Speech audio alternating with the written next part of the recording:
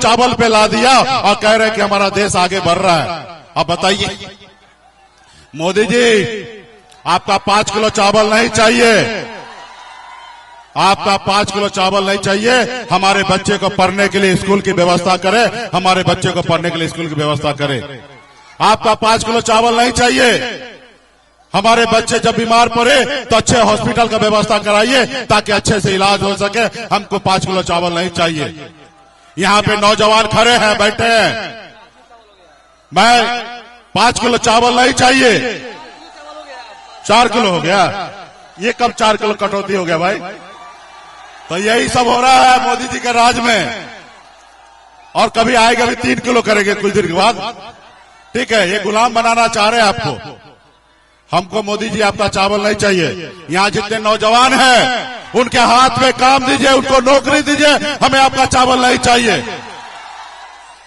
और ये कहते कि हम चावल दिए, जैसे लगता है इनको पूर्वज जो है ना बहुत सारा संपत्ति छोड़ के गया, उसको बेच बेच के दे रहे हैं। अरे भारत सरकार का खजाना मतलब आपका खजाना, और उससे अगर चावल मिल रहा है तो कोई मेहरबानी कर रहा है? वो आपका हक और अधिकार है। तो इसलिए साथियों, कुछ लोग आपको गुलाम बनाना चाह रहे हैं। ये निर्णय आपको लेना है कि गुलाम बनना है कि सीना तान कर अपने आने वाला पीढ़ी के लिए लड़ाई लड़ना। तो मजबूती से महागठबंधन को जिताइए। तो क्या आप लोग जिता रहे हैं ना?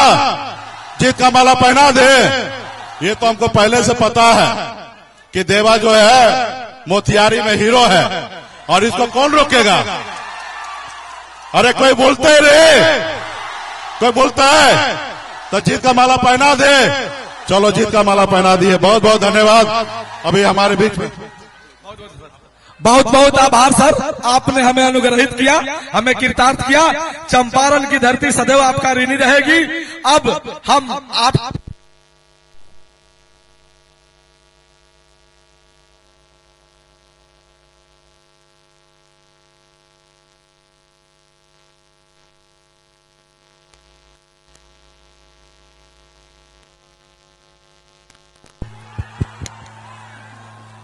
चालू माइक ही चला गया।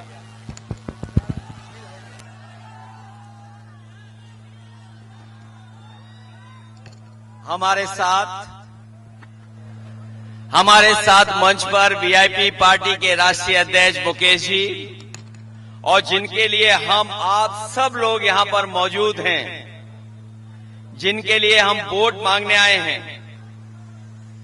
हमारे आपके नौजवान साथी देव गुप्ता जी, मंच पर उपस्थित यहां की मेयर प्रीति गुप्ता जी, और महागठबंधन के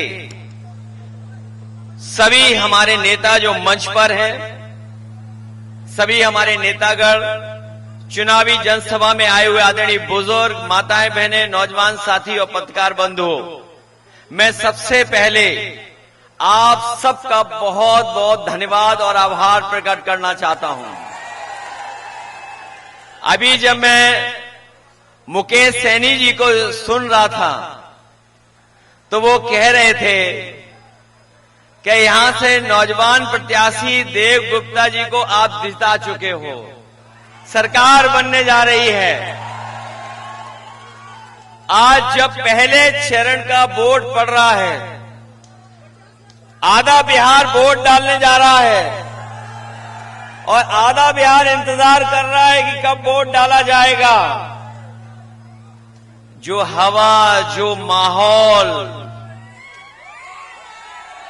जो संदेश जा रहा है वो यही जा रहा है कि इस बार नौजवान साथी, युवा और नौकरी देने वाला मुख्यमंत्री बनने जा रहा है। और ये मोतिहारी लिखेगा भारतीय जनता पार्टी के तमाम सहयोगियों की हार लिखने जा रहा है। मोतिहार ये लिखने जा रहा है, हार के नहीं लिखने जा रहा है। मैं अभी दिल्ली से आए हुए एक प्रोफेसर का भाषण सुन रहा था।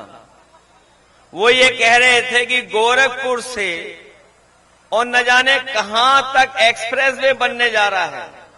हम तो यूपी से चल करके आए हैं, हमें तो कहीं दिखाई नहीं दे रहा है। मुझे तो लगता है ये लोग हवा में बनाने जा रहे हैं, हवा में बनाने जा रहे हैं। जो लोग जनता को लगातार ठग रहे हों, झूठ बोल रहे हों, लेकिन इस बार बिहार की जनता ने ठान लिया है और मन बना लिया है कि इस बार भारतीय जनता पार्टी के लोग बिहार से बाहर होने जा रहे हैं। बाहर कर रहे हो उनको कि नहीं? उनके पास बी टीम है, सी टीम है, पी टीम है और हमारे पास वीआईपी है। उनके पास क्या पार्टी है? बी पार्टी है।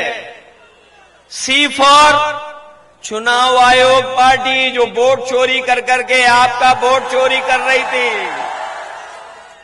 और एक नई पार्टी है पी पार्टी। और हमारे आपके पास कौन सी है?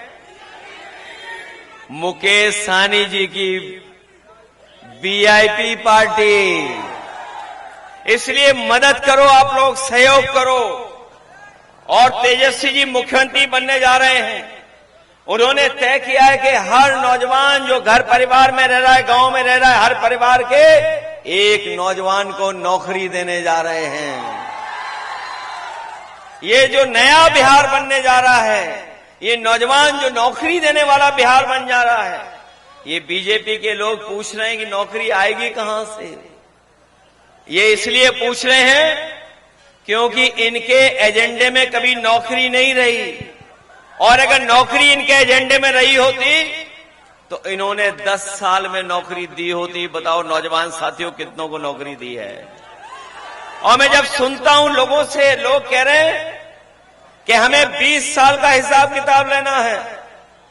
क्या हमें आपको 20 साल का हिसाब किताब लेना है? 20 साल यहां की सरकार और 10 साल दिल्ली की सरकार। बताओ कितने साल हो गए हैं? बताओ 30 साल का हिसाब किताब लोगे आप लोग? और इन लोगों से इसलिए हिसाब किताब लीजिए क्योंकि इन्होंने कहा था कि हम किसानों की आय दोगुनी कर देंगे। बताओ किसान भाई, कितनों की आय दोगुनी हो गई? मैं जानता हूं एक रंगी आ रहे हैं आज मोतिहारी में, एक रंगी। हालांकि मैं नौजवानों से कहूंगा कि अगर गूगल करके देखोगे कि एकरंगी को क्या कहा जाता है, आपको खुद गूगल बता देगा कि एकरंगी का दूसरा नाम क्या है। हालांकि वो नाम मैं नहीं लेना चाहता हूं। यूपी में तो बोरी में चोरी हो रही है, खाद की में। आपके यहां हो रही है चोरी कि नहीं हो रही? हमारे यहां पहले 5 किलो, फिर 5 किलो, 10 किलो की चोरी कर रहे हैं। डीजल पेट्रोल कहां पहुंच गया बताओ आप लोग। और हमारे ये जो बुजुर्ग बैठे हैं, इनके समय पर बताओ 2 पहिए वाली मोटरसाइकिल कितने रुपए की आती थी? और आज अगर नौजवान को 2 पहिए वाली मोटरसाइकिल चाहिए तो कितने की आ रही है? ये महंगाई कौन बढ़ा रहा है?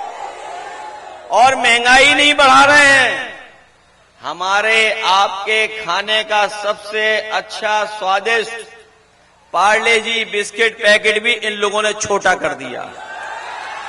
बताओ कितना कर दिया इन्होंने।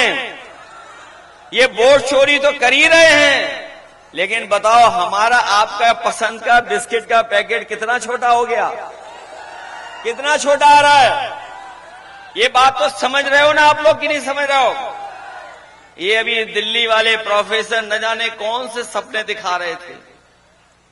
एक दिल्ली से आते हैं प्रोफेसर, वो भी बिहार के लोगों को सियासत सिखा रहे हैं। जो बिहार के लोग न जाने कब से जागरूक हैं। चाणक्य के जमाने से यहाँ के लोग जागरूक हैं। यहाँ के सम्राटों ने बिहार को एक किया है, लेकिन ये नए सम्राट लोग जो हैं वो देश को और समाज को बांटने का काम कर रहे हैं। और अब तो उनके जो चुनावी दूल्हा हैं वो भी जान गए कि वो मुख्यमंत्री नहीं बनने वाले, उनके कोई माला नहीं डालेगा। बताओ कोई उन्हें मुख्यमंत्री बनाने जा रहा है क्या? ये बात तो वो भी जान गए हैं। इसलिए आपने देखा होगा कि अब वो माला दूसरों के गले में डाल रहे हैं। और इसीलिए उन्हें अभी पटना के शो में नहीं बुलाया गया। जो पटना का शो हुआ था उसमें नहीं बुलाया, उनका शो नहीं हुआ। इसलिए हम साथियों कहना चाहते हैं कि तेजस्वी जी नया बिहार बनाने जा रहे हैं। हमारे साथ मुकेश सहनी जी हैं, ये वीआईपी पार्टी के राष्ट्रीय अध्यक्ष। इन्होंने जीवन भर संघर्ष कर करके अपने समाज के लिए और तमाम वो लोग जो दबे कुचले हैं, पीड़ित हैं, शोषित हैं, वंचित हैं, उन लोगों को साथ ला करके बिहार को और तमाम दलों को मिलकर के नई दिशा में ले जाना चाहते हैं। इसलिए आप सबसे मैं अपील करने आया हूं कि जब युवा नया पीढ़ी का कोई मुख्यमंत्री बनने जा रहा है तो उसकी मदद करोगे आप लोग कि नहीं मदद करोगे? और जब नया बिहार बनेगा तब नौकरी मिलेगी। न केवल बिहार के चुनाव से बिहार की राजनीतिक संदेश जाने जा रहा है, बल्कि देश में संदेश जा रहा है। हम तो कह रहे हैं बिहार के लोगों से, आप बिहार बदलो, हम यूपी बदल देंगे। और बिहार तब बदलेगा जब सरकार बदलेगी, और सरकार बदलने का आपको मौका मिलने जा रहा है। इसलिए मदद करोगे आप लोग? ये मान के चलें कि आपके नौजवान प्रत्याशी देव गुप्ता जी जीत करके जा रहे हैं। अब चुनाव में कितने दिन बचे हैं बताओ? अब नहीं दिन बचे हैं। इसलिए मदद करिए, देव गुप्ता जी को जिताइए, सरकार बनाइए और मुख्यमंत्री बनेंगे। और ये क्या बनेंगे? और इन दोनों की मदद हम करेंगे। जो अनुभव हुआ उत्तर प्रदेश में, वो काम हम लोग इनका सहयोग कर करके आपके बीच में पहुंचाने का काम करेंगे। इनकी तो काबिलियत पानी पे नाव चलाने की तो है ही है, इनके पास पतवार भी है सही दिशा दिलाने के लिए। बोलो, सब मिलकर के मदद करोगे? ये मान के चलें, ये जीत के जाएंगे, जीत के जाएंगे। अभी मैं सुन रहा था, बहुत गाने सुन रहे थे आप लोग, बहुत झूम रहे थे आप लोग। लेकिन ये बताओ, जीत के खुशी में गाने गाओगे कि नहीं गाओगे? खुशियों के गीत गाओगे तो फिर लाइन 10 मत भूलना। और ये बीजेपी वाले कह रहे हैं पुरानी है लाइन 10, हम लोग वो हैं, इसमें एलईडी फिट कर देंगे। चलिए, बहुत धन्यवाद आप सबका।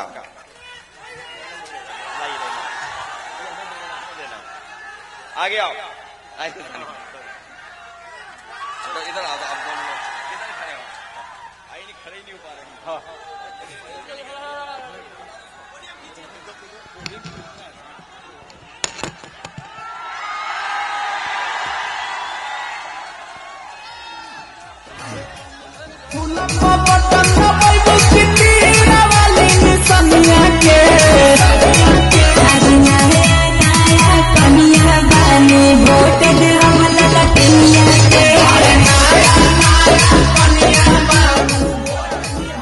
बहुत बहुत धन्यवाद।